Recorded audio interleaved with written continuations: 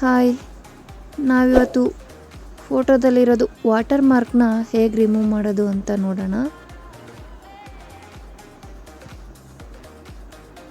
ನೋಡ್ತಾ ಇದ್ದೀರಾ, water mark ಇರೋ ಒಂದು ಫೋಟೋ ತೊಗೊಂಡಿದ್ದೀನಿ.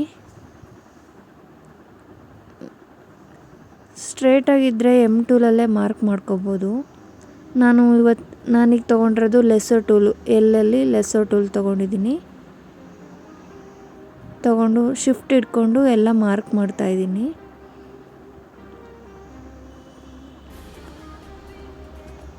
ಫಸ್ಟ್ ಒಂದೇ ಥರ ಇರೋ ಬ್ಯಾಕ್ಗ್ರೌಂಡನ್ನ ನೀಟಾಗಿ ಸೆಲೆಕ್ಟ್ ಮಾಡ್ಕೊಂಬಿಡಿ.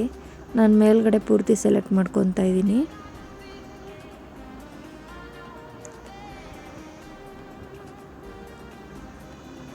ಸೆಲೆಕ್ಟ್ ಮಾಡಿಕೊಂಡು ರೈಟ್ ಕ್ಲಿಕ್ ಕೊಟ್ಟು ಫಿಲ್ ಅಂತ ಕೊಟ್ಟು ಓಕೆ ಕೊಟ್ಟು ಶಿಫ್ಟ್ ಹೋಲ್ಡ್ ಮಾಡಿದ್ರೆ ಆಯಿತು, ಹೋಗುತ್ತೆ.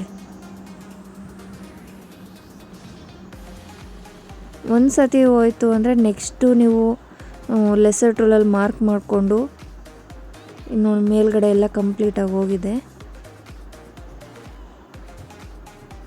ಈಗ ವಾಟರ್ ಮೇಲಿರೋದನ್ನು ತೊಗೊತಾ ಇದ್ದೀನಿ ನಾನು.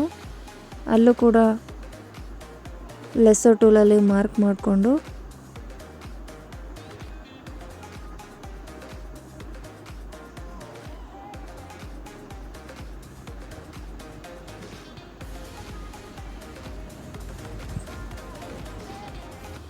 ಎಲ್ಲ ಒಂದೇ ಸತಿ ಸೆಲೆಕ್ಟ್ ಮಾಡ್ಕೊಂಡ್ರೆ ನೀಟಾಗಿ ಹೋಗಲ್ಲ. ಇಲ್ಲ ಒಂದೇ ಬ್ಯಾಕ್ಗ್ರೌಂಡ್ ಇದ್ದರೆ ಹೋಗುತ್ತೆ. ಇಲ್ಲಿ ವಾಟರು ನೇಚರು ಎಲ್ಲ ಇರೋದ್ರಿಂದ ನೀಟಾಗಿ ಹೋಗಲ್ಲ ಅಂತ ನಾನು ಒಂದೊಂದೇ ಕಲರ್ನ ಸೆಲೆಕ್ಟ್ ಮಾಡ್ಕೊತಾ ಇದ್ದೀನಿ. ರೈಟ್ ಕ್ಲಿಕ್ ಕೊಟ್ಟು ಫಿಲ್ ಅಂತ ಕೊಟ್ಟರೆ ಓಕೆ ಕೊಟ್ಟರೆ ಹೋಗುತ್ತೆ, ರಿಮೂವ್ ಆಗುತ್ತೆ water mark.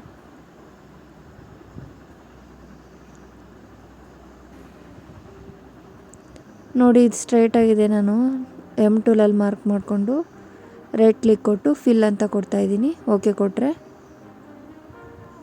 Water mark remove ಆಗುತ್ತೆ. ನೋಡಿದ್ರಲ್ಲ, ಕಂಪ್ಲೀಟಾಗಿ ಹೋಗಿದೆ. ಇಲ್ಲೊಂದು ಸ್ವಲ್ಪ ಇದೆ.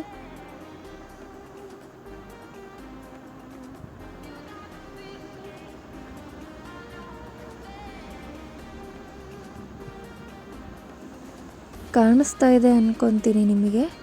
ನಾನು ಇನ್ನೂ ಒಂದು ಸ್ವಲ್ಪ ಡಾರ್ಕ್ ಆಗಿರೋದನ್ನು ತೊಗೊಬೇಕಾಗಿತ್ತು ಫೋಟೋನ.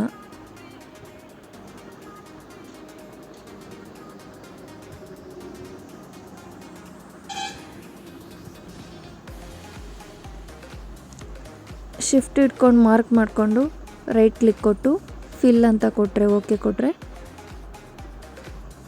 ಶಿಫ್ಟ್ ಕೊಟ್ಟರೆ ಮತ್ತೆ ಎಲ್ಲ ರಿಮೂವ್ ಆಗುತ್ತೆ.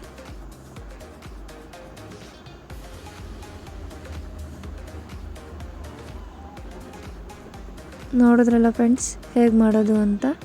ಇಲ್ಲೊಂದು ಸ್ವಲ್ಪ ಇದೆ ನೋಡಿ.